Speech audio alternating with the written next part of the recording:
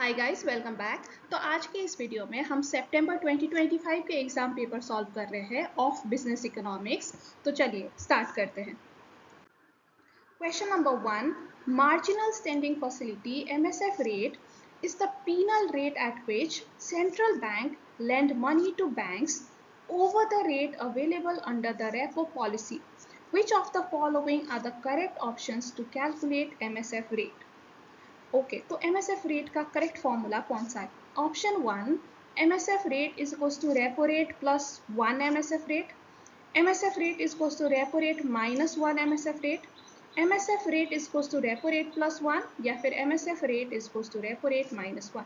देखिए हमें पता है कि MSF रेट जो है वो रेपो रेट से ज़्यादा ही होनी चाहिए क्योंकि ये एक पेनाल्टी रेट है, right. So obviously normal repo rate से तो ज़्यादा ही लगेगा। सो करेक्ट आंसर यहाँ पे होना चाहिए ऑप्शन 3, रेपो रेट प्लस 1। लेकिन अगर आप यहाँ पे देखोगे तो सिर्फ ऑप्शन 3 स्टैंड अलोन कोई ऑप्शन नहीं है, राइट। 3 को या तो 2 के साथ या तो 1 के साथ जोड़ा हुआ है। अब देखिए 2 में क्या है, MSF rate is equals to repo rate minus 1। अब माइनस वाला तो इनकरेक्ट होता है क्योंकि रेपो से ज़्यादा ही होनी चाहिए। तो अब हमारे पास सिर्फ ऑप्शन सी ही बचा 1 एंड 3, राइट। तो 1 में क्या दिया हुआ है, देखिए 1 में दिया हुआ है repo rate plus 1 MSF rate. अब ये प्लस 1 MSF रेट का क्या सेंस बनता है मुझे भी नहीं पता, क्योंकि सिंपल जो MSF का फॉर्मूला है that is repo rate plus 1। ये सिंपल फॉर्मूला होना चाहिए। अब यहाँ पे 1 MSF रेट करके फिर क्यों जोड़ा है, इसका एक्चुअल में कोई सेंस नहीं बनता। और मैंने नेट में भी देखा कि ये कुछ अलग चीज़ तो नहीं कहीं, पर ऐसा कुछ है ही नहीं। तो आई डोंट नो ये इंस्टीट्यूट की तरफ से टाइपिंग मिस्टेक है या जो भी है, लेकिन हमारे पास यहाँ पे सिर्फ ऑप्शन सी ही बच जाता है टिक करने के लिए, ठीक है। क्योंकि ऑप्शन 3 तो हमें पता है कि ये तो करेक्ट है ही, तो 3 वाला ही हमें चूज करना है। So correct answer would be option C. अगर आपको इसका कोई एक्सप्लेनेशन मिल जाता है कि ये 1 के पीछे MSF रेट क्यों लगाया है, यहाँ पे क्या है इसका मीनिंग, अगर किसी को भी पता है तो प्लीज़ ऑप्शन में बताइएगा, we can discuss it further. पर ये ज़्यादातर मुझे टाइपो मिस्टेक लगता है। 1-2 बार MTP में भी इस तरह से पूछा गया है और मैंने उस टाइम भी ये टाइपो मिस्टेक जैसा ही इसको ट्रीट किया था। सिंपल इतना ही होना चाहिए वैसे फॉर्मूला, बट पता नहीं ये क्यों जोड़ देते हैं एंड में, मुझे भी नहीं समझ है, ठीक है। आपको पता है तो ज़रूर कॉमेंट करिएगा। Question number 2, according to Friedman, how does the price level as a determinant affect the nominal demand for money? देखिए जो नॉमिनल डिमांड फॉर मनी है वो प्राइस लेवल से कैसे अफेक्टेड होता है। प्राइस लेवल मतलब कि सामान की प्राइस कितनी है इकोनॉमी में। देखिए it has no effect, it is negatively related to the demand for money. A rise in the price level increases the demand for money and vice versa. A rise in the price level decreases the demand for money. देखिए अगर price level महंगी है, सामान महंगी है, तो आपको transaction करने के लिए ज़्यादा पैसा चाहिए, right. So rise in the price level will increase the demand for money, option C. Question number 3, when the speculative demand for money becomes perfectly elastic respect to the interest rate, making the speculative money demand curve parallel to x-axis, the situation is called an inflationary gap, liquidity trap, monetary expansion या फिर deflationary spiral. देखिए इसका answer है liquidity trap, क्योंकि यहाँ पे जो demand for money, speculative demand for money है वो परफेक्टली इलास्टिक है, यानी कि इनफाइनाइट है, right. There is infinite demand for money. जो भी आपके पास पैसा है आप सारा का सारा मनी के रूप में ही होल्ड करना चाहते हो, you don't want to invest in bond. और इस सिचुएशन को हम क्या कहते हैं, लिक्विडिटी ट्रैप कहते हैं, right. So correct answer would B liquidity trap. Question number 4, calculate broad money M3 from the following data. तो देखिए यहाँ पे कुछ डेटा दिया हुआ है, हमें M3 निकालना है। M3 हमें पता है M3 is equals to M1 plus time deposit with the banking system, right, with banks. तो देखिए अब यहाँ पे पहले तो हमें M1 निकालना पड़ेगा, है ना। सो करेंसी विद पब्लिक, हाँ ये M1 में इंक्लूड होगा। Demand deposit with banking system, ये भी M1 में इंक्लूड होगा, ठीक है। टोटल पोस्ट ऑफिस डिपॉजिट नहीं, ये total post office deposit M4 में आता है, ठीक है, तो ये M1 में हम नहीं लेंगे। टाइम डिपॉजिट विद बैंक्स ये M3 में हम एक्स्ट्रा ऐड करेंगे आफ्टर कैलकुलेटिंग M1, ठीक है। And saving deposit with post office saving bank, देखिए ये M2 में आता है। सो अभी हमें इसकी ज़रूरत नहीं है। तो हमें क्या क्या ऐड करना है, सिर्फ ये और ये तीनों ही इंक्लूड होगा M3 में, ठीक है। So adding these three will give us the answer option B, 3415 crores. Question number 5. Which monetary tool is used to check temporary liquidity mismatches in the market due to foreign capital flow? Temporary liquidity correct करने के लिए कौन सा use होगा? देखिए, CRR होगा, SLR होगा, open market operation या फिर मार्जिनल स्टैंडिंग फैसिलिटी। देखिए, CRR एंड SLR ये एक्चुअली लॉन्ग टर्म लिक्विडिटी के लिए होता है, ठीक है, ये टेम्पररी सोल्यूशन नहीं होता है। एंड जो मार्जिनल स्टैंडिंग फैसिलिटी है ये बैंक्स के लिए होता है कि अगर बैंक को पैसे की जरूरत है, बैंक में लिक्विडिटी की कमी है, तो बैंक इसे यूज कर सकता है। लेकिन ये जनरल जो मार्केट है उसकी लिक्विडिटी के लिए नहीं होता। जनरल मार्केट में अगर लिक्विडिटी मिसमैच है, ठीक है, तो हम क्या यूज करेंगे? ओपन मार्केट ऑपरेशंस कि RBI सिक्योरिटीज खरीद के या फिर सिक्योरिटीज सेल करके ये लिक्विडिटी को करेक्ट कर सकता है। Okay, so answer is option C. Question number 6. ABC Limited, a company based in country A, imports machinery from country B. Recently, country A introduced a measure that requires all importers to pay 25% of the total value of goods 3 months in advance before the goods arrive. Which measure has been adopted by country A? तो देखिए, country ए को क्या करना पड़ता है? Advance में पे करना पड़ता है 25% of the value of goods, है ना। तो ये कौन सा मेजर है? Financial measure, price control measure, measure affecting competition या फिर गवर्नमेंट प्रोक्योरमेंट पॉलिसीज? देखिए, फाइनेंशियल मेजर है। अगर आप बुक में फाइनेंशियल मेजर आपके पढ़ोगे तो एग्जैक्टली ऐसा ही एग्जाम्पल आपको दिया हुआ है कि अगर आपको एडवांस में पे करना पड़ रहा है, राइट, तो इस तरह के अगर फाइनेंशियल कॉन्स्टेंट्स आप पे लगा रहे, देखिए यहाँ पे डायरेक्टली प्राइस नहीं बढ़ा रहे, प्राइस तो सेम है, लेकिन जो प्राइस का 25% है वो आपको पहले पे करना पड़ेगा। यानी कि बस जस्ट जो टर्म्स है ना, पेमेंट की टर्म्स है, सिर्फ उसी को चेंज करा गया है और ये फाइनेंशियल मेजर्स में करा जाता है। प्राइस कंट्रोल में तो आपको प्राइस को ही ऊपर नीचे करना चाहिए था। एंड ये कंपटीशन को भी डायरेक्टली अफेक्ट नहीं कर रहा, क्योंकि आप ये नहीं कह रहे कि कंट्री बी से ना खरीदो, है ना, आप मना नहीं कर रहे हो, बस जो टर्म्स है उसको चेंज कर रहे हो। एंड ये गवर्नमेंट प्रोक्योरमेंट पॉलिसीज भी नहीं है। सो करेक्ट ऑप्शन होगा option A. Question number 7. Who proposed that a country should export goods in which it has the greatest absolute advantage and import goods in which its absolute advantage is comparatively less? देखिए, अब at a first glens ना हमें लगता है कि ये question absolute advantage की बात कर रहा है, एब्सोल्यूट एडवांटेज थ्योरी की, है ना, और ये थ्योरी तो एडम स्मिथ ने दिया है, तो हमें लगता है कि एडम स्मिथ इसका करेक्ट आंसर होना चाहिए। लेकिन एक्चुअल में ये कंपेरेटिव एडवांटेज थ्योरी की बात कर रही है। देखिए, ये टर्म पे फोकस करिए, कंपेरेटिवली लेस, यानी कि ये क्वेश्चन कह रहा है कि एक कंट्री के पास एब्सोल्यूट एडवांटेज बहुत सारी चीज़ों में है, लेकिन जिसमें ग्रेटेस्ट है वो ये एक्सपोर्ट करेगा, एंड जिसमें कंपेरेटिवली कम है वो इंपोर्ट करेगा। सो भले ही इसके पास एब्सोल्यूट एडवांटेज है दोनों गुड्स में या कितने भी गुड्स में, लेकिन फिर भी ये सारा खुद ही एक्सपोर्ट नहीं कर रहा, ठीक है, ये इंपोर्ट भी कर रहा है दोज गुड्स जिसकी कंपेरेटिवली कम एब्सोल्यूट एडवांटेज है। तो ये होता है कंपेरेटिव एडवांटेज थ्योरी, ठीक है। तो कंपेरेटिव एडवांटेज थ्योरी किसने दी है? डेविड रिकार्डो ने दी है। सो करेक्ट आंसर होगा यहाँ पे डेविड रिकार्डो।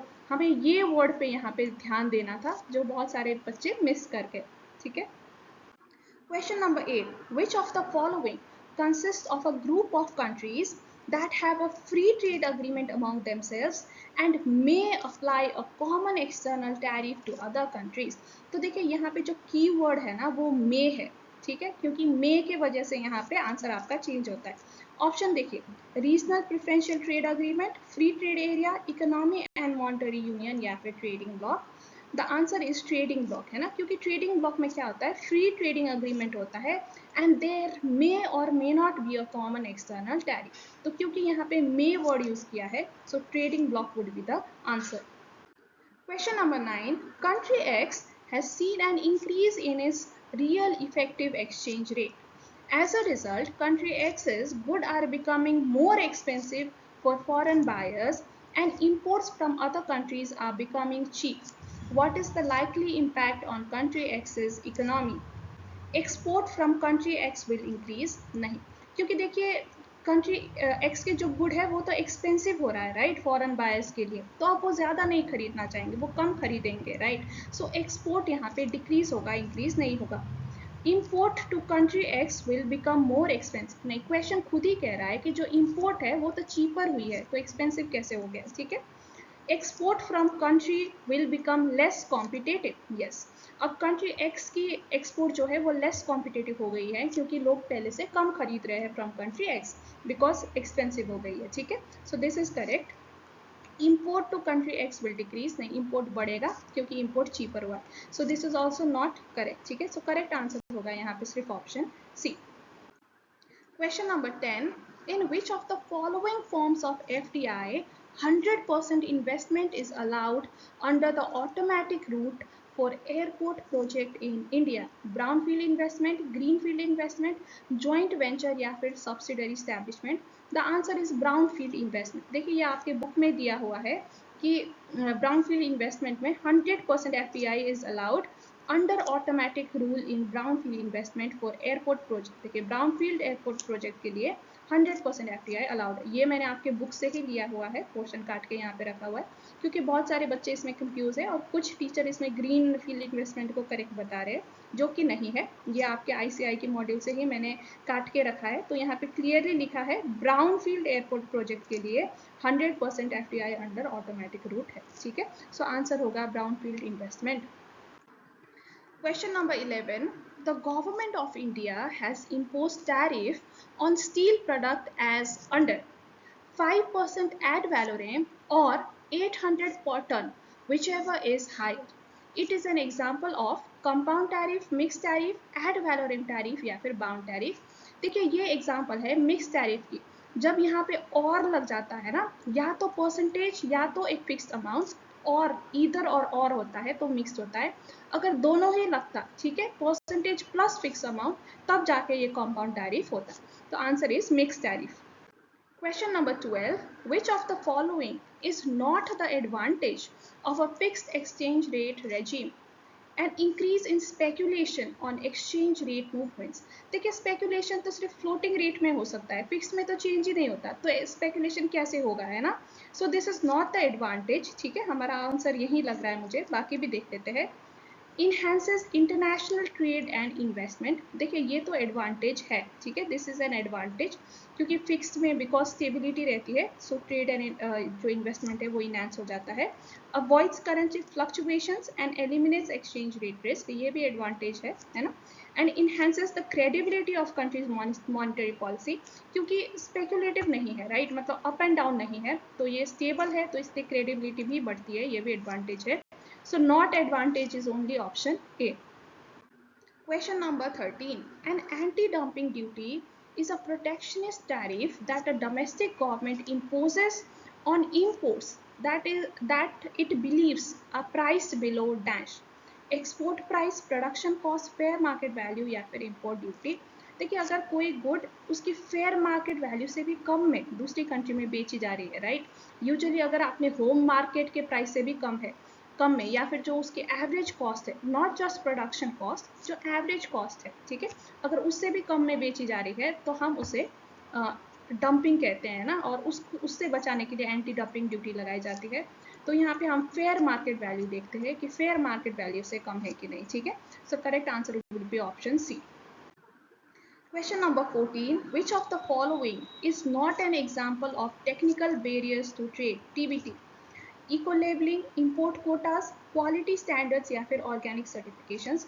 देखिए टेक्निकल जो बैरियर्स है वो प्रोडक्ट की स्पेसिफिकेशंस में होता है, जैसे कि उसके सर्टिफिकेशन में या क्वालिटी स्टैंडर्ड्स में या लेबलिंग में भी हो सकता है, लेकिन इम्पोर्ट कोटा टेक्निकल बैरियर नहीं है। इम्पोर्ट कोटा डायरेक्टली क्वांटिटी को अफेक्ट करता है, ठीक है, so this is not an technical barrier to trade. Question number 15. A US-based cell phone service provider expands its operation in India by offering the same telecommunication services as it does in the US. This type of investment is an example of horizontal direct investment, vertical investment, conglomerate investment या फिर two way direct foreign investment. देखिए यहाँ पे बिल्कुल same service provide करी जा रही है जो आपने होम कंट्री में करता है, राइट, सो ये होता है horizontal direct investment. Question number 16. The dash includes a stable and transparent tax structure, better tax compliance, reduction of subsidies, and encouragement of private sector participation. Physical reforms, capital market reforms, trade policy reforms या फिर monetary and financial sector reforms. देखिए जो tax है या फिर subsidy, private sector participation, ये सारे physical policy के टूल्स है ना। तो अगर इनमें इंप्रूवमेंट आ रहा है तो इसका ये मतलब है कि ये फिजिकल रिफॉर्म्स है। Question number 17. Which of the following sectors has recently been included under the PLI scheme? Automobiles, textiles, white goods जैसे कि air conditioners and LED lights या फिर pharmaceuticals. The answer is C. White goods, air conditioner and LED lights. इनको अभी recently PLI scheme में डाला गया है। Question number 18. Which of the following was not the focus of the monetary and financial sector reforms? A. Reducing the burden of non-performing assets on government banks. देखिए ये तो focus था, ठीक है। Restricting foreign investment in banks. नहीं, हम तो चाहते कि फॉरेन इन्वेस्टमेंट और हमारे देश में आए, हमारे बैंक्स में आए, राइट। हम क्यों रेस्ट्रिक्ट करेंगे? सो this is not the focus. हमारा आंसर शायद यही होगा, लेकिन बाकी भी देखते हैं। इंट्रोड्यूसिंग एंड सस्टेनिंग कॉम्पिटिशन, हाँ ये भी हमारा फोकस है, ठीक है। एंड डीरेगुलेटिंग इंटरेस्ट रेट, हाँ इंटरेस्ट रेट को ज़्यादा फ्लेक्सिबल बनाना, ये भी फोकस था। तो क्या फोकस नहीं था? सिर्फ ऑप्शन बी हमारा फोकस नहीं था। Question number 19. What type of economy is described as prevalent in ancient and medieval India? A predominantly agriculture economy, a self-reliant and prosperous economy, a heavily trade-dependent economy या फिर barter-based economy? Answer is B, a self-reliant and prosperous economy. हमारी chapter 1 की पहले एक दो line में ही यही बताया गया है, राइट, कि मिडीवल एंड जो हमारे पहले का इंडिया था वो सेल्फ रिलायंट था, सेल्फ सस्टेनिंग और प्रॉस्परस इकोनॉमी था। हाँ एग्रीकल्चर डोमिनेंट जरूर था, लेकिन स्किल्स भी थे वहाँ पे, राइट, स्किल ट्रेडर्स भी थे उस टाइम पे। एंड इंडिया जो है वो सेल्फ रिलायंट था। तो बिल्कुल यही लाइन बोली गई है कि self reliant and prosperous economy था। सो आंसर यही होगा। Question number 20. Foreign Investment Promotion Board (FIPB) was abolished in May 2017, and which of the following replaced it? Foreign Investment Promotion Portal, Foreign Investment Facilitation Portal, Foreign Direct Investment Portal या फिर Foreign Direct Investment Promotion Portal? The answer is B, Foreign Investment Facilitation Portal (FIFP). Question number 21. Which of the following is the aim of National Manufacturing Policy? To increase the share of manufacturing in GVA to 27% by 2027, to increase the share of manufacturing in NDP to 27% by 2027, to increase the share of manufacturing in NNP to 25% by 2025, या फिर to increase the share of manufacturing in GDP to 25% by 2025? Answer option D है कि GDP में 25% हम increase करना चाहते हैं, ठीक है। Question number 22. The reason for introduction of Kisan Rail is for taking initiative towards transportation of perishable goods to market, for improvement in farm produce logistics, for creation of startup ecosystem in agriculture and allied sector, या फिर for taking initiative to formulate a comprehensive policy framework for logistics sector? देखिए वैसे किसान rail मतलब किसान के लिए रेलगाड़ी, राइट, जहाँ से वो अपना जो प्रोड्यूस है एक जगह से दूसरी जगह ट्रांसफर कर सके। So it is related to logistics, ठीक है। सो ये लिया गया है to improve farm produce logistics. Question number 23. Which facility was provided to industry groups to allow flexibility and rapid changes in their product mix without requiring a fresh license? Open general license, broadbanding, special economic zones या export promotion policy? देखिए इसको कहते हैं broadbanding, कि without licence आप अपने product mix को flexible कर सकते हो, चेंज कर सकते हो। Question number 24. Which scheme aims to increase water use efficiency at the farm level? Agriculture mechanization, परंपरागत कृषि विकास योजना, पर ड्रॉप मो क्रॉप या फिर agri infrastructure fund? The answer is per drop more crop. हम ईच ड्रॉप से ज्यादा produce करना चाहते हैं, राइट। सो वाटर की यूज की एफिशिएंसी की बात यहाँ पे हो रही है, ठीक है। So answer is per drop more crop. Question number 25. What is the full form of PMI? देखिए पीएमआई का फुल फॉर्म होता है purchasing managers index, option B. Question number 26. The important feature of a mixed economy is the coexistence of both manufacturing and service sector, coexistence of both agriculture and industries, coexistence of both private and public sectors, या coexistence of both small and large industry?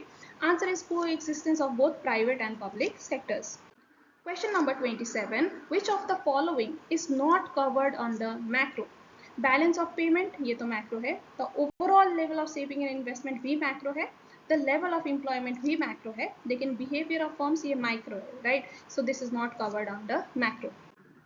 Question number 28. An ice cream company is planning to expand its business.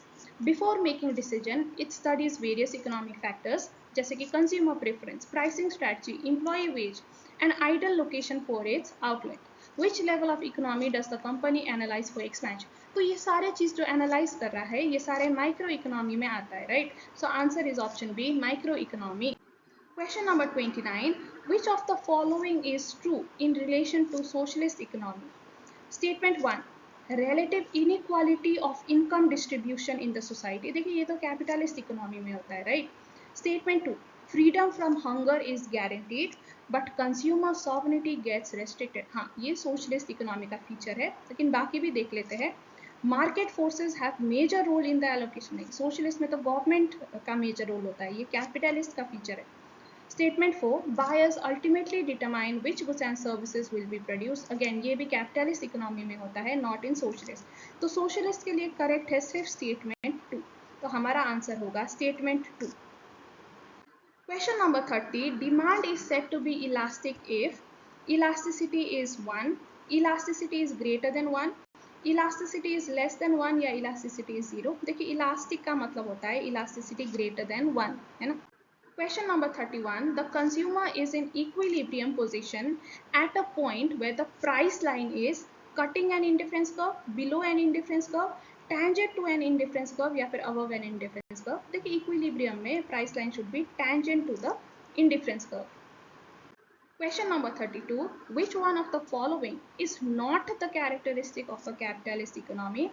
Profit motive तो है, competition भी है and freedom of enterprise भी है, लेकिन collective ownership ये socialist में होता है, right? So this is not the character of capitalism. Question number 33. What will happen to demand where a larger proportion of people belong to older age groups relative to younger age group? तो population में ज़्यादा बूढ़े लोग हैं तो demand कैसा होगा? There will be increase demand for children book. नहीं, ज़्यादा बूढ़े लोग हैं तो चिल्ड्रन बुक का क्यों होगा, है ना? There will be increased demand for geriatric care services, spectacles and walking sticks. हाँ, geriatric care मतलब जो older people की care होते हैं ना उसे geriatric care कहते हैं. तो obviously older population है तो यही होगा, है ना? So option B correct लग रहा है, बाकी भी देख लेते हैं. There will be increased demand for normal goods and services. There will be decreased demand for goods and services. ये बहुत general statement है तो incorrect हो जाता है. यहाँ पे correct होगा option B. Question number 34. Under dash conditions, supply will be more than under dash conditions. Monopolized competitive, competitive monopolized, competitive oligopoly या oligopoly monopolized. देखिए सप्लाई ज़्यादा होता है परफेक्ट कंपटीशन में, क्योंकि परफेक्ट कंपटीशन में there are large number of buyers and sellers, right? कोई भी तरह के जब कंपटीशन होता है ना then supply will be large. और सप्लाई कम होता है मोनोपोली में क्योंकि सिर्फ एक ही सप्लायर है पहले तो, एंड वो अपना सप्लाई जानबूझ के कम रखता है ताकि वो ज़्यादा प्राइस चार्ज कर सके, ठीक है? So under competitive conditions supply will be more than under monopolized conditions. ठीक है, तो आंसर होगा बी कि कॉम्पिटिटिव कंडीशन में ज्यादा होगा देन अंडर मोनोपोलाइज. देखिए अब ऑप्शन सी भी कहीं ना कहीं सही हो सकता है कि ओलिगोपोली से भी कॉम्पिटिटिव में ज्यादा होता है, लेकिन ओलिगोपोली का हम कह नहीं सकते क्योंकि कितने टाइप्स ऑफ ओलिगोपोली है, राइट? तो हो सकता है कि कॉम्पिटिटिव ओलिगोपोली ही हो, है ना? तो इन दैट केस में भी सप्लाई इतना कम ना हो, तो इसलिए करेक्ट आंसर होगा आपका ऑप्शन बी ही रहेगा कि मोनोपोली एंड जो कॉम्पिटिटिव मार्केट्स है ना उसका कॉन्ट्रास्ट बिल्कुल परफेक्ट है ये आपके स्टेटमेंट के लिए, ठीक है? कि कॉम्पिटिटिव में there will be definitely more than in monopoly. Question number 35. Which of the following statement is true about given good? All given good are inferior good. हाँ ये true है. All inferior good are given good. नहीं, ये true नहीं है. Given goods are inferior goods with close substitute. नहीं, जिनका close substitute नहीं होता उस type के inferior goods given goods होते हैं. And given goods follow the law of demand. नहीं, exception to the law of demand है, right? So correct answer is A कि all given goods are inferior goods but all inferior goods are not given goods. Question number 36. The concept of consumer surplus is closely related to the dash curve for a product. Demand, supply, cost या फिर profit. देखिए consumer surplus निकलता है willingness to पे minus actual price, है ना। और willingness to पे कैसे निकलता है कि हम कितना पे करना चाहते हैं फॉर दैट प्रोडक्ट, यानी कि कितनी डिमांड है उसकी, उसमें डिपेंड करता है, राइट। ज़्यादा डिमांड है तो लोगों की विलिंगनेस टू पे ज़्यादा है, मतलब, राइट। तो इस तरह से हमें समझना चाहिए। It is more closely related to demand curve, supply curve से रिलेटेड नहीं है क्योंकि कंज्यूमर की बिहेवियर हम यहाँ पे पढ़ रहे हैं, नॉट प्रोड्यूसर्स। कॉस्ट से भी रिलेटेड नहीं है क्योंकि हम कितना विलिंगनेस टू पे है एंड कितना एक्चुअल प्राइस है वो कंपेयर कर रहे हैं, राइट। एंड प्रॉफिट से भी रिलेटेड नहीं है। So correct answer would B demand. Question number 37. The slope of the budget line is determined by the relative prices of the two goods and is equal to total expenditure of two goods, the price ratio of two goods, the income level of the consumer या फिर marginal utility of goods. देखिए यहाँ पे question ने ही answer बता दिया है. It is determined by relative prices, so it is equal to the price ratio of two goods. Question number 38. How does an increase in the income of consumers generally affect the demand for normal goods? It decreases the demand, it has no effect on demand, it increases the demand या it makes the demand more elastic. देखिए generally normal goods के लिए जैसे हमारी income बढ़ता है goods की demand भी बढ़ती है, so it increases the demand would be correct. Question number 39. If a company increases its advertisement expenditure by 20% and the quantity demanded increases by 40%, what is the advertisement elasticity of demand? तो बिल्कुल easy है ये, ठीक है. Demand कितने से increase हुआ है? 40% से. एंड एडवर्टीजमेंट एक्सपेंडिचर कितने से? 20% से. सो इन दोनों को डिवाइड कर दो, the answer would B 2. Question number 40. The condition for consumer equilibrium is given by MUX is equal to MUY, नहीं. MUX into PX, नहीं, ये भी नहीं है. Marginal utility divided by price of X, marginal utility of Y divide by price of Y, ये correct है, ठीक है. या फिर marginal utility of X divided by marginal utility of Y is equal to P Y by P X. नहीं, यहाँ पे थोड़ा सा गड़बड़ हो गया. देखिए ऐसा होना चाहिए था M U of X M U of Y is equal to P X by P Y होना चाहिए, ठीक है. ये होता तो फिर करेक्ट होता, लेकिन यहाँ पे बिल्कुल उल्टा कर दिया, ठीक है. सो ये भी इनकरेक्ट हो जाता है. सो करेक्ट ऑप्शन होगा this. Question number 41. Which of the following curve is known as plant curve? Average total cost curve, average variable cost curve, short run average cost curve या long run average cost curve. देखिए short run average cost curve को हम plant curve कहते हैं, ठीक है. long run average cost curve को हम planning curve या envelope कहते हैं, लेकिन short run average cost curve को हम plant curve कहते हैं. Question number 42. When average product rises as a result of an increase in the quantity of variable input, marginal product is less than average product, minimum, equal to average product या more than average product. देखिए answer is more then average product, क्योंकि पहले marginal product ही rise होता है, उसके बाद ये average product को भी ऊपर खींचता है ना. सो ऑब्वियसली अगर एवरेज प्रोडक्ट बढ़ रहा है, राइज हो रहा है, मतलब marginal product should be higher. So it is more than the average product.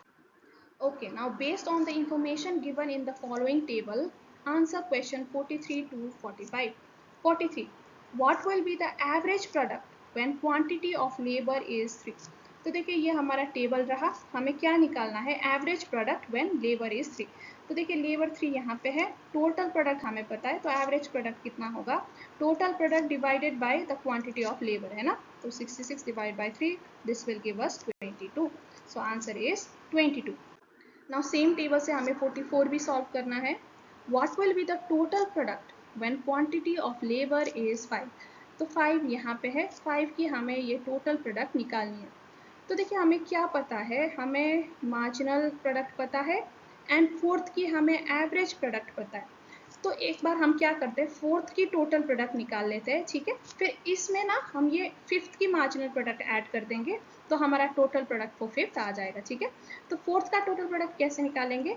Average product into quantity of labour, ठीक है. So total product for fourth will be 19 into 4. So this will give अस 76, ठीक है. और इसमें हम marginal product of 5 add कर लेंगे, 4. सो this will give us 80. So answer would be 80. Question number 45. What will be the marginal product when quantity of labor is 4? अच्छा, fourth की हमें मार्जिनल प्रोडक्ट निकालनी है, ये निकालनी है, ठीक है। तो फोर्थ की हमने टोटल प्रोडक्ट निकाल ली थी 19 इंटू 4 करके, है ना। टोटल प्रोडक्ट कितना आया था हमारा 76, राइट। अब मार्जिनल कैसे निकालेंगे, 76 माइनस 66 कर दो, सो मार्जिनल होगा 10, ठीक है। So answer would B 10। Question number 46. In Cobb-Douglas production function, output is manufactured production and inputs used are entrepreneur and land, labor and capital, labor and land and labor, या फिर entrepreneur and capital। देखिए Cobb-Douglas production function में inputs कौन से लेते हैं, L and K, ये दो लेते हैं, राइट, यानी कि labor and capital। So answer would be labor and capital. Question number 47. After identifying the market, the enterprise has to make decision regarding 4 P's. Namely, तो ये 4 P's क्या होते हैं? Product, promotion, price and purchase, product, promotion, profit and place, product, promotion, price and place, या फिर product, purchase, price and place. The answer is product, promotion, price and place. ठीक है? Question number 48. If a firm adds more number of workers but total output starts to increase at a decreasing rate, the firm is experiencing increasing returns to scale, diminishing marginal returns, constant return to scales या फिर negative marginal returns। देखिए firm ज़्यादा number of workers add कर रहा है, यानी कि input add कर रहा है, but total output starts to increase at decreasing rate. अब ज़्यादा वर्कर डाल के टोटल आउटपुट इंक्रीज तो हो रहा है बट डिक्रीजिंग रेट में हो रहा है, तो इसको हम क्या कहते हैं, डिमिनिशिंग मार्जिनल रिटर्न्स कहते हैं ना। नेगेटिव तो होता है जब आउटपुट डिक्रीज होगा, लेकिन आउटपुट डिक्रीज नहीं हुआ, आउटपुट इंक्रीज तो हो रहा है बट डिक्रीजिंग रेट में हो रहा है, डिमिनिशिंग रेट में हो रहा है। सो ये है हमारा diminishing marginal returns. Question number 49. Which of the following statements are correct? Statement 1. A period will be considered short run period if the amount of at least one of the input used remains unchanged during that period. Right, ये correct है, right? Short run होने के लिए at least एक input तो आपका fix होना ही चाहिए, है ना। अगर सारे वेरिएबल हो जाते हैं तो वो लॉन्ग रन होता है। Statement 2. The long run is a period of time in which all factors of production are variable, ये भी ट्रू है, अभी यही कहा हमने, है ना। Statement 3. In the short run all input are fixed है, सारे फिक्स होना जरूरी नहीं है, एटलीस्ट वन फिक्स होनी चाहिए, सो ये इनकरेक्ट। Statement 4. In the long run all input except one are fixed. देखिए कह रहा है कि सिर्फ लॉन्ग रन में सिर्फ एक ही वेरिएबल है, बाकी सब फिक्स्ड है। ऐसा ट्रू है क्या? नहीं, लॉन्ग रन में तो सभी वेरिएबल होते हैं, राइट। सो देखिए हमारा सिर्फ स्टेटमेंट 1 एंड 2 ही करेक्ट है, तो answer would B statement 1 and 2। Question number 50. Which of the following factors or resources make it possible to produce goods and services? तो बेसिकली पूछ रहा है कि हमारे फैक्टर्स ऑफ प्रोडक्शन कौन कौन से हैं। Land, labour, industrial policy and capital नहीं। Land, labour, physical policy and capital नहीं। Land, labour, capital and entrepreneurial ability correct. Land, labour, technology and capital भी इनकरेक्ट, सो करेक्ट है option C, land, labour, capital and entrepreneurship. Question number 51. Assuming that the supply of car will remain constant and the prices of car are expected to increase in future, then what will be its effect on demand curve? Demand curve will shift to the right, demand curve will shift to the left, demand curve will remain unchanged, या insufficient information to predict the effect on demand curve। देखिए यहाँ पे क्या हो रहा है, future expected price में change हो रहा है।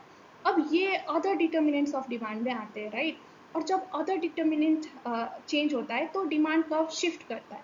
अब हमें देखना है कि राइट में शिफ्ट करेगा कि लेफ्ट में शिफ्ट करेगा। देखिए द फ्यूचर एक्सपेक्टेड प्राइस क्या हो रहा है कि फ्यूचर में एक्सपेक्ट हो रहा है कि प्राइस इंक्रीज होगा, तो यानी कि लोग अभी खरीदेंगे ताकि फ्यूचर में प्राइस राइज से ये बचे, है ना। तो अभी डिमांड होगा increase, so demand will shift to the right. Question number 52. A competitive firm should shut down if its total revenue are less than the total cost, its total revenue are less than marginal revenue, its total revenues are less than average variable cost, या फिर its total revenue are less than fixed cost। देखिए firm को shut down करना चाहिए जब revenue आपके average variable cost को भी ना कवर करे, है ना। So answer would be C. Question number 53. Under which of the following forms of market structure a firm cannot influence the price of its product? यानी कि फर्म कहाँ पे प्राइस सेट नहीं कर सकता। मोनोपोली में, ओलिगोपोली में, परफेक्ट कंपटीशन में या फिर मोनोपोलिस्टिक कंपटीशन में? आंसर इज परफेक्ट कंपटीशन में, राइट, क्योंकि यहाँ पे फॉर्म होता है price takers. Question number 54, what is the average variable cost AVC when quantity produced is 100 units, total cost is 1000 and fixed cost is 200? हमें चाहिए average variable cost. देखिए total cost is ₹1000 है ना, फिक्स्ड कॉस्ट हमारा कितना है ₹200। तो क्या हम वेरिएबल कॉस्ट निकाल सकते हैं? Total cost minus fix cost है ना, यानी कि 1000 माइनस 200 यानी कि 800, राइट। अब एवरेज वेरिएबल कॉस्ट कैसे निकालेंगे? Variable cost divided by number of units है ना। तो variable cost, total variable cost हमारा 800 है, नंबर ऑफ यूनिट्स कितना है? देखिए 100 यूनिट्स प्रोड्यूस किया है ना, सो आंसर कितना होगा हमारा 8, सो answer is 8। Question number 55, in an increase in supply with unchanged demand. देखिए तो यहाँ पे डिमांड कुछ नहीं हुआ है, डिमांड अनचेंज है, सिर्फ सप्लाई इंक्रीज हुआ है। तो in that case equilibrium price and quantity में क्या असर होगा? तो देखिए फिगर बना के इसको सॉल्व करते हैं, ठीक है। यहाँ पे देखिए ये हमारा let's say original demand curve, original supply curve, ये ओरिजिनल आपका इक्विलिब्रियम, ठीक है। अब क्वेश्चन कह रहा है कि डिमांड तो अनचेंज्ड है, सप्लाई इंक्रीज हुआ है, so supply curve will shift to the right, ठीक है। तो ये आपका न्यू सप्लाई कर्व हो गया and this is the new equilibrium. तो देखिए ये पुराना क्वांटिटी था, राइट, ये पुराना प्राइस था, अब ये नया प्राइस है एंड ये नया क्वांटिटी है। तो आप देखिए क्वांटिटी में क्या आया है आपका? इंक्रीज आया है एंड प्राइस में क्या आया है? डिक्रीज आया है, ठीक है। So equilibrium price will go down, देखिए so equilibrium price will go down and quantity demanded, quantity demanded, हाँ, and quantity demanded will go up. Equilibrium quantity होना चाहिए था एक्चुअली, राइट, क्वांटिटी डिमांडेड ही दिया है सारी जगह।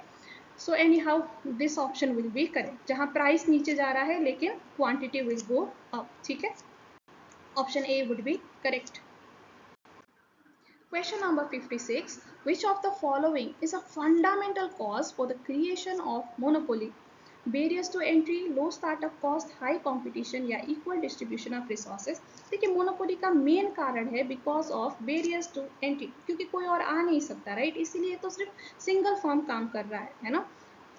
देखिए लो स्टार्टअप कॉस्ट तो ये तो और लोगों को आने में इंकरेज करेगा, राइट, तो ये तो कॉम्पिटेटिव माहौल क्रिएट करेगा। सिमिलरली हाई कॉम्पिटिशन भी कॉम्पिटेटिव एंड अगर रिसोर्सेज इक्वल है तो ये भी कॉम्पिटेटिव माहौल क्रिएट करेगा, ये इंकरेज करेगा और फर्म्स को आने के लिए। लेकिन बेरियर्स टू एंट्री मतलब it is stopping others from entering, और यही कारण होता है मोनोपोली का। Question number 57. A fast food chain introduces a new burger with a unique sauce to differentiate itself from competitors. Although many similar burger options exist in the market, customers perceive this product as distinct. Which type of market structure has been represented in the given scenario? तो देखिए एक burger, एक fast food chain है जो burger बेचता है। अब ऐसे तो बहुत सारे बर्गर बेचने वाले फास्ट फूड चेन आपको मिलेंगे, so many suppliers are there and बहुत सारे बायर्स भी होंगे इनके, है ना। लेकिन प्रोडक्ट सेम नहीं है, थोड़ा डिफ्रेंशिएशन है because of the unique sauce.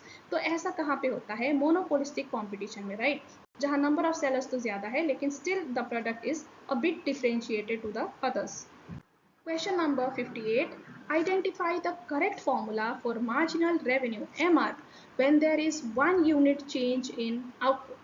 तो मार्जिनल रेवेन्यू का फॉर्मूला कौन सा है? तो देखिए very clearly the formula is A, right, marginal revenue is equals to total revenue of nth unit minus total revenue of n-1, यानी कि उससे पहले का, है ना।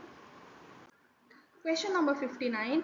When both demand and supply decrease, the equilibrium quantity dash, but the change in equilibrium price is dash. देखिए demand भी decrease हुआ है, सप्लाई भी डिक्रीज हुआ है, तो क्वांटिटी तो डेफिनेटली डिक्रीज होगा, है ना, क्योंकि लोगों को चाहिए भी कम और बन भी कम रहा है, तो क्वांटिटी तो डेफिनेटली कम ही होगा।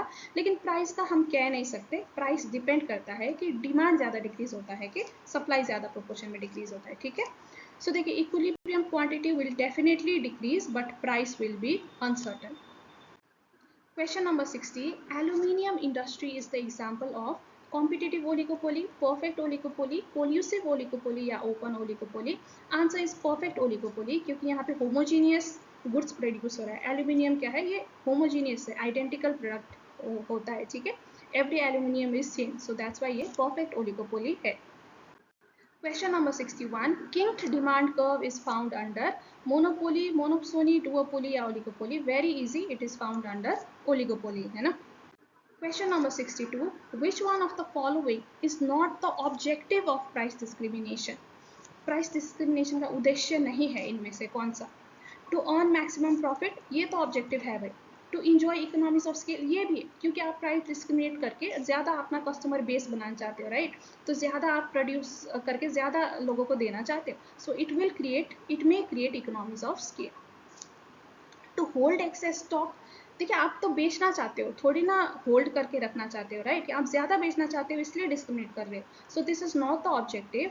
To secure equity through pricing, इसका ये मतलब है, इक्विटी सिक्योर करने का मतलब है कि जो लोग कम अफोर्ड कर सकते हैं, आप उनके लिए कम कर रहे हो, राइट? प्राइस, यानी कि जो थोड़े से नीडी है, थोड़े से बैकवर्ड है, उनके लिए कम कर रहे हो, और जो ज़्यादा दे सकते हैं उनको ज़्यादा कर रहे हो, राइट? तो ये एक तरीका भी होता है, एक, ताकि सबको वो गुड एंड सर्विस मिले, तो एक इक्विटी मेंटेन करने का तरीका भी होता है।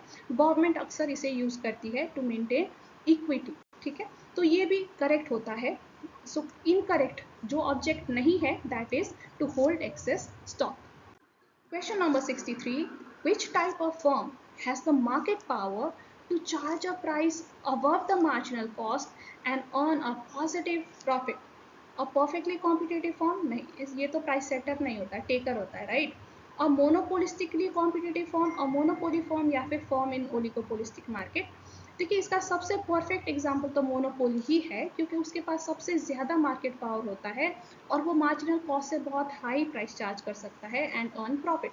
हालांकि ये मोनोपोलिस्टिक कंपटीशन में भी पॉसिबल है कि it will set price more than MC, and oligopoly में भी पॉसिबल है, लेकिन सबसे ज़्यादा पॉसिबल है मोनोपोली में, ठीक है? तो अगर हमें चुनना पड़े, सो answer would B monopoly only. Question number 64.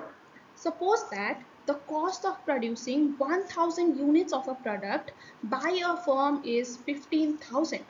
The entrepreneur has invested 50,000 in the business and the normal rate of return in the market is 10%. What will be the implicit cost? देखिए produce करने का जो खर्चा लगा, explicit cost तो 15,000 है, right? लेकिन यहाँ पे एंटरप्रेन्योर ने खुद का 50,000 लगाया है, right?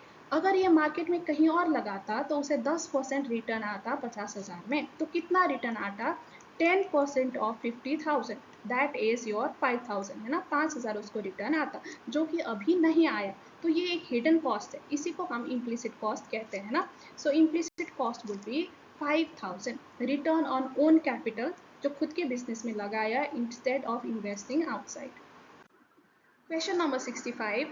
When there is decrease in demand due to a fall in income while the supply remains the same, what happens to the demand curve? देखिए सप्लाई तो सेम है, सप्लाई में कोई चेंज नहीं है, लेकिन डिमांड में डिक्रीज आया है because of the fall in income, यानी कि अदर डिटर्मिनेंट इनकम की वजह से डिमांड इज डिक्रीजिंग। तो इसकी वजह से क्या होगा? डिमांड कर्व शिफ्ट होगा, and because there is decrease in demand, so it will shift to the left, ठीक है? So correct answer is it will shift to the left.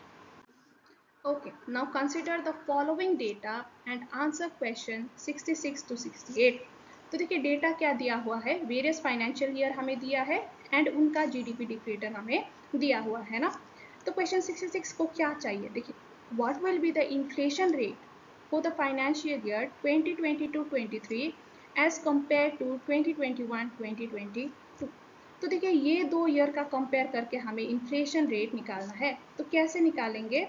168.40 minus 154.25 divided by 154.25 into 100% करेंगे, तो हमारा GDP deflator inflation rate निकल आएगा, है ना? सो inflation rate आप इसको कैलकुलेट करो, दैट विल बी 9.17, ठीक है? Question number 67. In which financial year the nominal GDP and real GDP are same?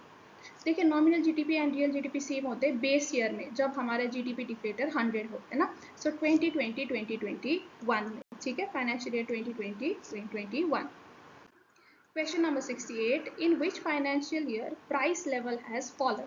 तो देखिए जीडीपी डिफ्लेटर कहाँ पे गिर रहा है, हमें वो देखना है। देखिए यहाँ पे तो बड़ा है राइट, 100 से 154, 154 से 168 अगेन राइज हुआ है, लेकिन यहाँ पे देखिए 168 से 148.25 यानी कि गिरा है। सो 2023-24 में हमारा प्राइस लेवल गिरा है। सो 2023-2024 would be the answer. Question number 69. There are three different interlinked phases in the circular flow of income. Namely, तो ये different interlinked phases कौन कौन से हैं circular flow के? Production, consumption, disposition, production, consumption, investment, production disposition distribution या production expenditure disposition. देखिए answer is C, production disposition distribution. ये हमारे एमटीपी में आया था ये क्वेश्चन और हमने तब भी पढ़ा था राइट। देखिए क्या होता है, प्रोडक्शन तो होता ही है राइट, जो प्रोड्यूसर्स है वो प्रोड्यूस करते हैं, लेकिन प्रोड्यूस करने के लिए वो फैक्टर्स ऑफ प्रोडक्शन यूज करते हैं कंज्यूमर से, इंडिविजुअल से राइट, और इंडिविजुअल को क्या देते हैं, फैक्टर इनकम। तो फैक्टर इनकम की डिस्ट्रीब्यूट करते हैं राइट। और जब लोगों के पास फैक्टर इनकम आता है तो वो क्या करते हैं, अगेन वो पैसे से वो गुड्स एंड सर्विसेज खरीदते हैं right. So they dispose that money, खर्च करते हैं गुड्स एंड सर्विसेज खरीदने में। सो प्रोडक्शन होता है, डिस्ट्रीब्यूशन होता है एंड डिस्पोजिशन होता है, ठीक है। So answer is option C. Question number 70. If the consumption function C is equals to 10 plus 0.5y and investment is rupees 200, then what will be the equilibrium level of income? तो देखिए equilibrium कैसे निकालेंगे, consumption investment दिया हुआ है, so y is equals to c plus I और y is equals to 10 plus 0.5y plus 200 है ना, और y minus 0.5y is equals to 10 plus 200, 210, or 0.5y is equals to 210. So y will be 210 divided by 0.5.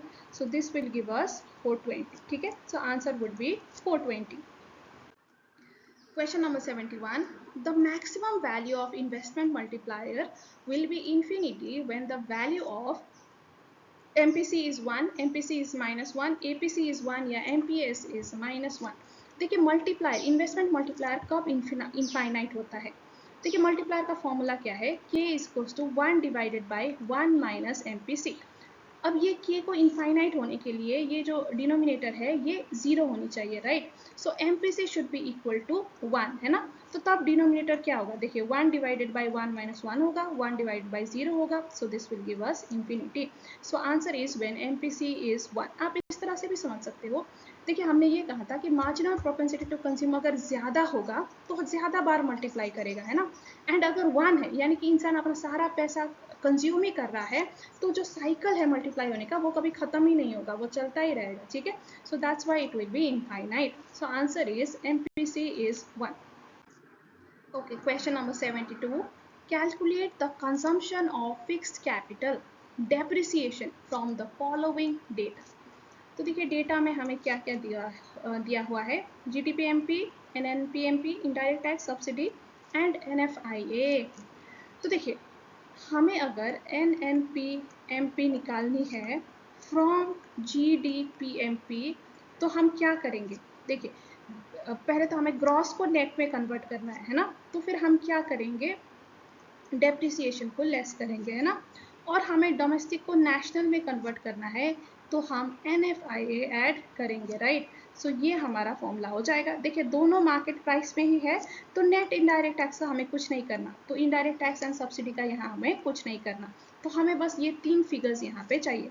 तो देखिए net national product at market price कितना दिया हुआ है 5600 right, is equals to GDP-MP हमारा कितना है 8000 माइनस डेप्रिसिएशन प्लस NFI हमारा कितना है 200, ठीक है। अब इसको कैलकुलेट हमें करना पड़ेगा।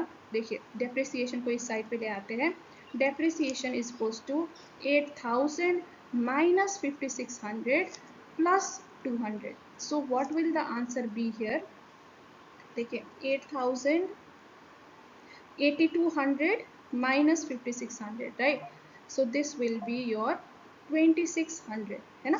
so आंसर यहाँ पे होगा आपका 2600, ठीक है। Question number 73.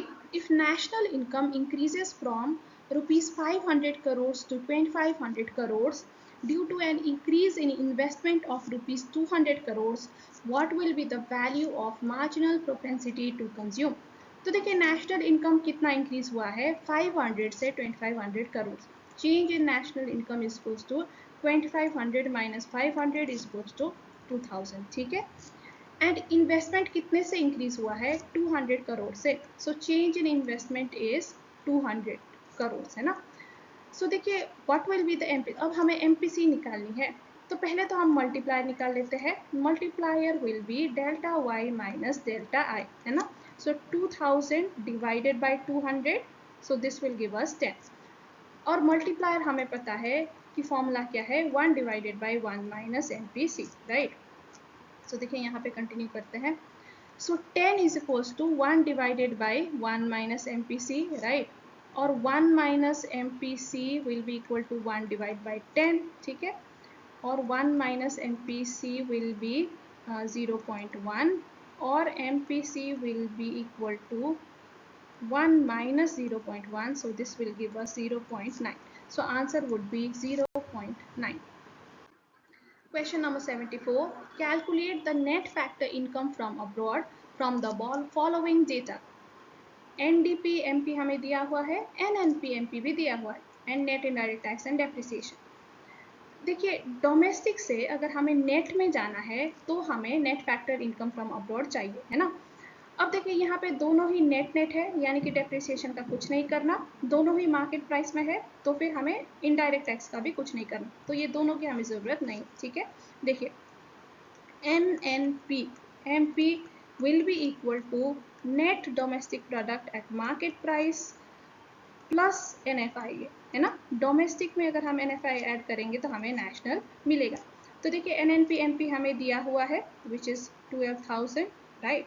और NDP भी हमें पता है 10,000 प्लस NFI. सो NFI हमारा कितना हुआ सिंपली 12,000 माइनस 10,000 दैट इज 2,000. ठीक है. सो इतना आसान क्वेश्चन था ये. सो 2,000 would be the answer. If GDP deflator is greater than 100, it indicates that real GDP is greater than nominal GDP, nominal GDP is greater than real GDP, price level are lower as compared to base year, या real GDP is equal to nominal GDP. देखिए GDP deflator greater than 100 का मतलब होता है कि nominal GDP ज़्यादा है. ठीक है. तभी ये ग्रेटर देन 100 होता है. अगर रियल GDP ज़्यादा होता है ना तो वो लेस देन 100 होता है. ठीक है. Question number 76. Gamma Limited, a South Korean company, earns profit from its manufacturing operations in India. How these profit will be reflected in the economic measures of both country? तो south Korea profit कमाता है India से. सो ये कहाँ include होगा. देखिए ये India में कमा रहा है तो इंडिया का ये जीडीपी में इंक्लूड होगा. It will be included in India GDP. ठीक है. एंड साउथ कोरिया का ये ग्रॉस नेशनल प्रोडक्ट में इंक्लूड होगा. ठीक है. क्योंकि इनकम तो आखिर साउथ कोरिया का ही है, बाहर से कमा रहा है राइट. तो साउथ कोरिया के लिए ये NFI है. So it will be included in India's GDP क्योंकि इंडिया के सॉइल में है and it will be south Korea's GNP. ठीक है. Question number 77. If the average propensity to save APS of a household is 0.4 and their total income is 25,000, what is the total saving? देखिए average propensity to saving दिया हुआ है, total income दिया हुआ है. तो सेविंग कैसे निकालेंगे. Simply total income into average propensity to save कर लो. So this will give you 10,000. ठीक है. So answer is 10,000. बहुत ही सिंपल न्यूमेरिकल था ये भी. Question number 78. Which of the following is an anti-inflationary measure that puts downward pressure on aggregate demand, causing the economy to slow down? कौन सा ये मेजर डिमांड को कम करने में हेल्प करता है. Reduction in government spending. Yes. जब government spending reduce करेगा तो इकोनॉमी में कम पैसा जाएगा सो demand will decrease. This is correct. ठीक है. इंक्रीज इन गवर्नमेंट स्पेंडिंग ये तो डिमांड को इंक्रीज करेगा क्योंकि इकोनॉमी में ज़्यादा पैसा होगा. ठीक है. Decrease in interest rate. Again interest rate decrease होगा तो लोग ज़्यादा बोरो करेंगे एंड ज़्यादा डिमांड करेंगे. अगेन ज़्यादा पैसा होगा तो ज़्यादा डिमांड. ठीक है. Decrease in taxes. अगेन लोगों के हाथ में डिस्पोजेबल इनकम ज़्यादा होगा राइट. तो ज़्यादा डिमांड करेंगे. तो डिमांड डिक्रीज कराने का ऑप्शन सिर्फ यही एक है कि रिडक्शन इज गवर्नमेंट स्पेंडिंग. ठीक है. Question number 79. The slope of the consumption function represents average propensity to save, marginal propensity to consume, marginal propensity to save या average propensity to consume. देखिए slope मतलब change, right? And change is always given by marginal, है ना? So change in consumption is given by the marginal propensity to consume. ठीक है? Slope of consumption function represents marginal propensity to consume. Question number 80. Who are the economists credited with pioneering national income accounting? किसने किया है? John Maynard Keynes and Milton Friedman, Simon Kuznets and Richard Stone, Adam Smith, David Ricardo या Paul Samuelson and Joseph computer? Answer is B, right? Simon Kuznets and Richard Stone. Question number 81. If a country has the following economic data: GDP MP is equals to 2000 billion, indirect tax is equals to 250 billion, and subsidy is equals to 100 billion. What is its GDP at factor cost? तो again देखिए बहुत simple question है. GDP हमें market price में दिया हुआ है and हमें इनडायरेक्ट टैक्स सब्सिडी दिया हुआ है. तो फैक्टर कॉस्ट में कैसे निकाले? देखिए फैक्टर कॉस्ट में सिंपली हमें GDP MP minus net indirect tax करना है ना? तो देखिए नेट इनडायरेक्ट टैक्स पहले निकाल लेते हैं. Net indirect tax is indirect tax minus subsidy, है ना? सो दिस विल गिव अस 150. और जीडीपी एमपी में अगर हम, ठीक है, हमें फैक्टर कॉस्ट में निकालना है ना. देखिए GDP factor cost is equals to GDP MP minus net indirect tax. ठीक है, सो जीडीपी एमपी हमारा कितना है? 2000 माइनस 150 net indirect tax. So that will be your 1850. It is so simple, बहुत ही सिंपल न्यूमेरिकल है ये तो. Question number 82. Which of the following is true about the duration and intensity of business cycle? Business cycle have a fixed duration and intensity. क्या fixed होता है? बिल्कुल भी नहीं, right? Business cycle exhibit the same duration and intensity across all economies. सारे countries, सारी economies में same duration and same intensity नहीं होता, right? Business cycle varies in duration and intensity, but they share common features. हाँ, देखिए expansion में ना हर जगह में हमें सेम चीज़ देखने को मिलेगी कि डिमांड बढ़ रहा है, ग्रोथ हो रहा है, एम्प्लॉयमेंट ज़्यादा है, राइट? एंड कॉन्ट्रैक्शन में भी हर जगह सेम फीचर्स होते हैं. लेकिन जो ड्यूरेशन लेंथ होता है या इंटेंसिटी, कितने डीपली, कितने हाईली एक्सपैंड हो रहा है, कितने डीपली रिसेशन हो रहा है, वो फर्क होता है ना. सो ये बिल्कुल करेक्ट स्टेटमेंट है. Business cycle do not very भी इनकरेक्ट है. सो करेक्ट स्टेटमेंट होगा यहाँ पे option C. Question number 83. What does Article 275 of the Indian Constitution deal with?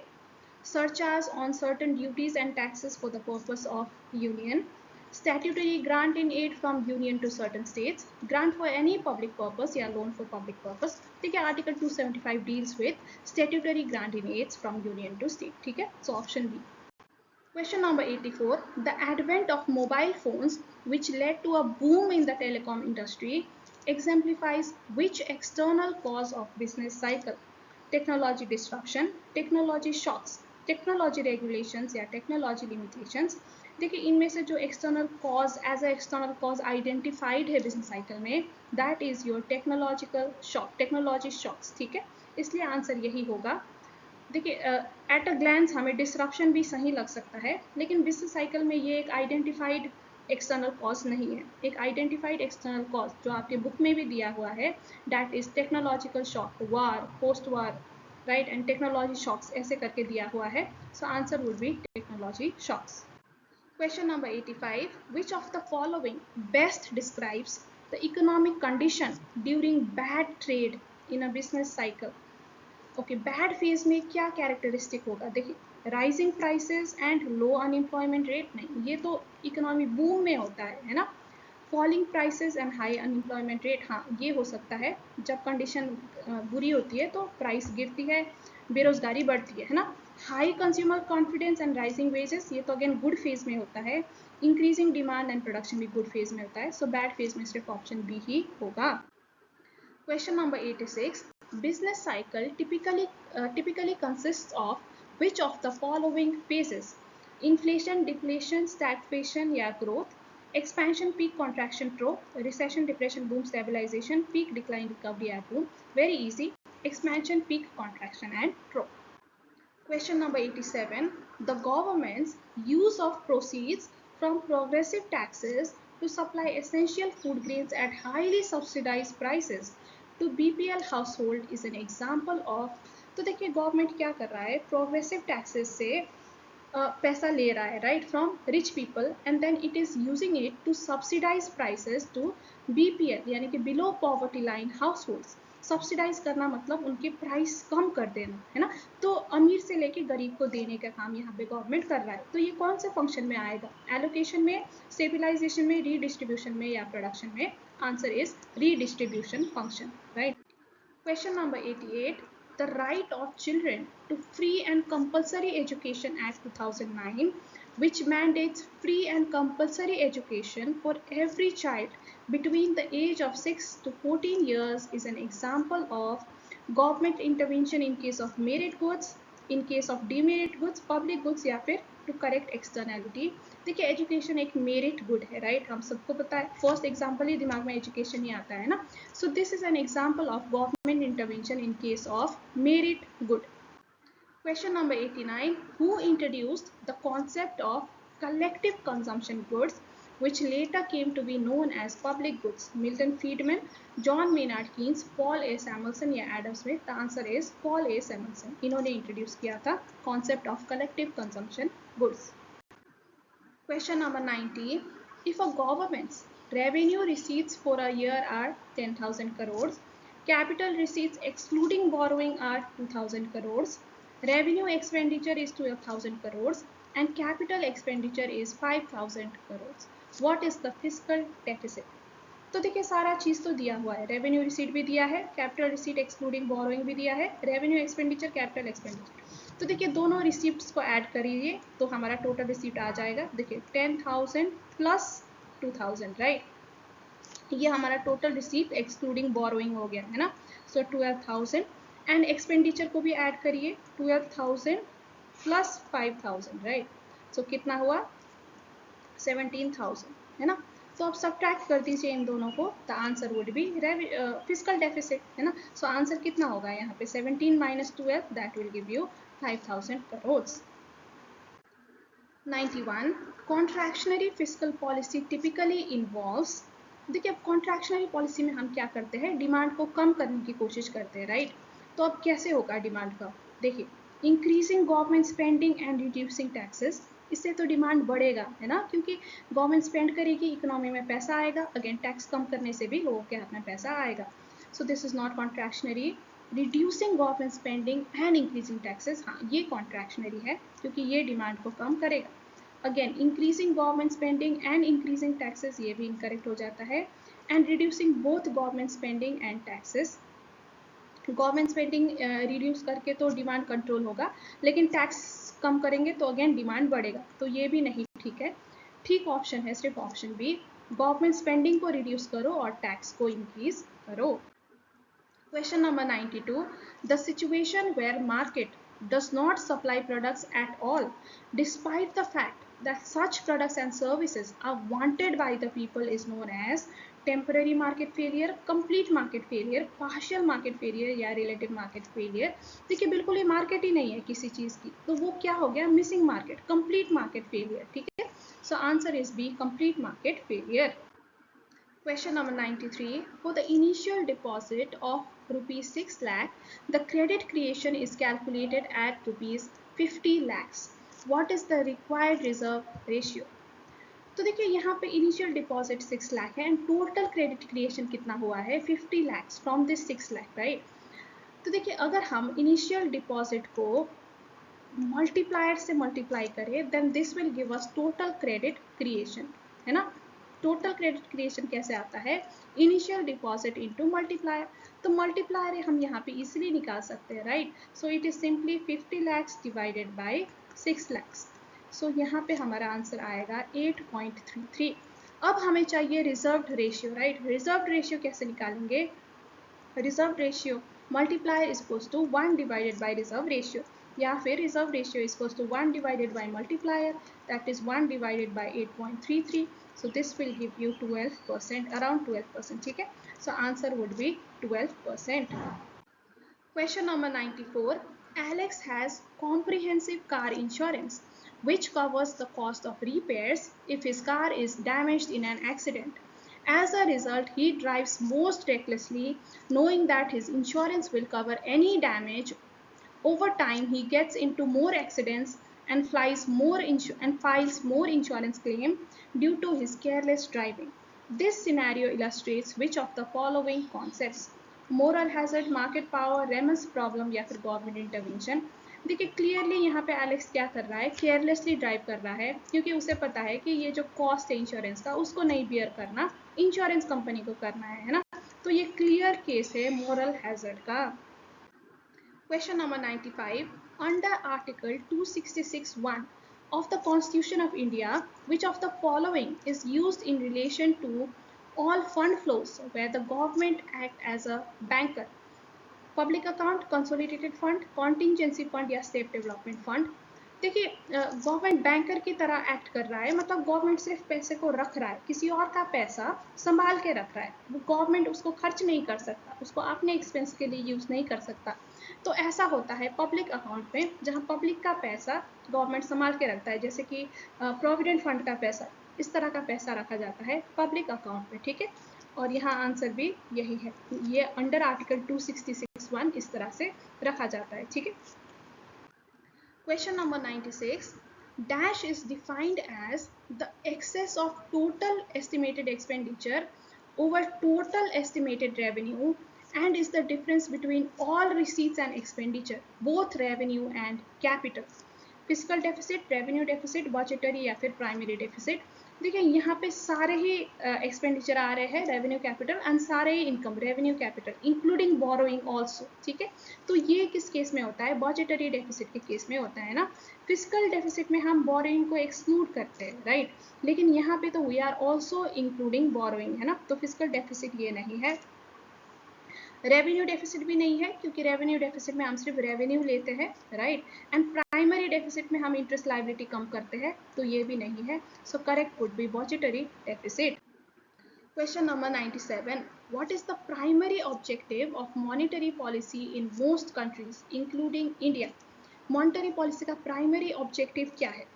To ensure a high level of government spending, to maintain a balance between price stability and economic growth, to promote export-led growth या to control exchange rate at all cost। देखिए बहुत सारे objectives होते हैं, लेकिन primary क्या है, price stability and economic growth में बैलेंस बना के रखना, यही प्राइमरी ऑब्जेक्टिव है। Question number 98. Which of the following is not a quantitative tool used by RBI to control the money supply in the entire economy? इनमें से quantitative tool कौन सा नहीं है? ओपन मार्केट ऑपरेशंस, ये क्वांटिटेटिव है, ये भी क्वांटिटेटिव है, एंड कैश रिजर्व रेशियो भी क्वांटिटेटिव है, लेकिन सेलेक्टिव क्रेडिट कंट्रोल ये क्वालिटेटिव टेक्निक है। So which is not quantitative is option C, selective credit control. Question number 99. Which of the following statements are true in relation to cryptocurrency? Statement 1.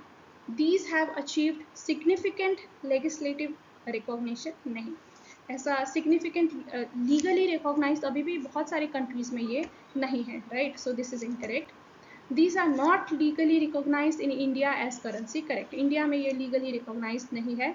These are not categorized as money. ये भी correct है. इसको हम money के रूप में categorize नहीं करते.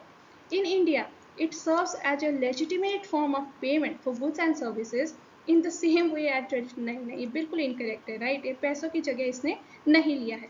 तो देखिए correct statement है सिर्फ statement 2 and 3. So कहाँ है? Statement 2 and 3. This would be correct. ठीक है? Question number 100. If the money supply is rupees 1000 billion and the monetary base is rupees 200 billion, what is the money multiplier? Again इतना easy question यार। देखिए money multiplier, हम money supply हम कैसे निकालते हैं? Monetary base into multiplier, है ना। तो अब यहाँ पे हमें मल्टीप्लायर निकालना है, तो मल्टीप्लायर कैसे निकालेंगे? Money supply divided by monetary base. So money supply कितना है? 1000, मॉनिटरी बेस कितना है? 200। सो आंसर कितना होगा? 5। सो करेक्ट आंसर इज 5। तो वेरी सिंपल MCQ। तो इससे हमारा कंप्लीट हो गया है PYQ for September 2025। So with this we finished PYQ solving for September 2025. अगर मैं ये एग्ज़ाम के लेवल की बात करूँ कि कैसा था, तो इट वाज़ क्वाइट ईज़ी। मतलब देखिए कुछ क्वेश्चंस तो टफ थे, लाइक अराउंड 8 टू 10 क्वेश्चंस आप कह सकते हो, थोड़े कंफ्यूजिंग एंड थोड़े मॉड्यूल के अंदर से दिया गया था, specially from chapter 10 I feel. लेकिन बाकी जो लाइक 80 टू 90% क्वेश्चंस काफ़ी सिंपल थे and numerical was very easy this time. अगर आपने मॉड्यूल के सारे न्यूमेरिकल्स अच्छे से करे हो, तो ये सारा सॉल्व करना, न्यूमेरिकल सॉल्व करना आपके लिए काफ़ी ईजी था ये एग्ज़ाम में। काफ़ी बिल्कुल बेसिक फॉर्मूला से, बिल्कुल बेसिक, टाइम कंज्यूमिंग भी नहीं था। तो आई वुड से कि काफ़ी ठीक क्वेश्चन था। जिन्होंने अच्छे से प्रिपेयर किया they could have easily scored 80 plus ये एग्ज़ाम में। कुछ क्वेश्चंस तो टफ देता ही है इंस्टीट्यूट, है ना, बहुत सारे ही इजी तो नहीं देता। सो हाँ, कुछ टफ्स थे, दो चार में मुझे भी टफ लगे, दो चार क्वेश्चंस, लेकिन overall it was very fine paper I feel. और गाइज अगर ये आप लोग मतलब जो बच्चे जैन में देख रहे हैं या जैन के एग्ज़ाम के आसपास देख रहे हैं, तो ट्राई एमसीक्यूज़। तो अगर आपको कुछ भी एमसीक्यू यहाँ पे समझ नहीं आया, आपको कोई भी डिफ़िकल्टी फील हुई और आपको लगा कि इसके लिए और एक्सप्लेनेशन आपको चाहिए, तो आप कमेंट करिए, ठीक है, I will try to explain further. या फिर आप हमारे टेलीग्राम चैनल भी ज्वाइन कर सकते हैं और वहाँ पे डाउट पूछ सकते हैं। I will try to solve your doubt. तो अगर आपको वीडियो पसंद आया हो, लाइक करिए, फ्रेंड्स के साथ शेयर करिए एंड चैनल को सब्सक्राइब करिए, क्योंकि we will be back with more video soon. तो मिलते हैं जल्दी ही, तब तक के लिए bye bye and take care.